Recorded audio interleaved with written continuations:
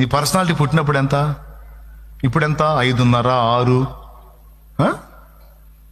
కనీసం 5 అడుగులు. సరే మహా 5, 4 అనుకో. జానా బెత్తెడు 4 అడుగులు ఎట్లయ్యావు, 5 అడుగులు ఎట్లయ్యావు, 6 అడుగులు ఎట్లయ్యావు? రోజు మెడకు తాడేసుకొని లాగావా? లేకపోతే మెమ్మ నిన్ను కింద పడేసి రోజు కాళ్ళు చేసిందా? ఏం లేదు. దేవుడు సృష్టిలో ఆ క్రమాన్ని ఏర్పరిచాడు. తల్లి ఏం చేసిందంటే పాలు ఇచ్చింది, ఫీడింగ్ ఇచ్చింది టైం టు టైం.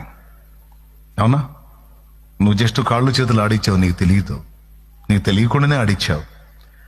చూస్తాను నీ బాడీ గ్రోత్ అవ్వటం మొదలుపెట్టింది, పెరగటం మొదలుపెట్టింది. నీకు తెలియకుండానే ఒక దశ వచ్చేటప్పటికి నువ్వు హైట్ అయిపోయావు, నీ బాడీ పొజిషన్ మారిపోయింది. ఇదంతా నీకు తెలిసి జరిగిందా? స్పష్టంగా నువ్వు అబ్జర్వ్ చేశావా? ఎంతమంది ఒప్పుకుంటారు నాకు తెలియకుండానే ఈ మార్పు నాలో వచ్చింది అన్నోళ్ళు చేతులు ఎత్తండి. ఇది ఎలాగో నేను చెప్పిన పరిపూర్ణత అనేది కూడా దేవుడు అలాగే నీలో రప్పిస్తాడు.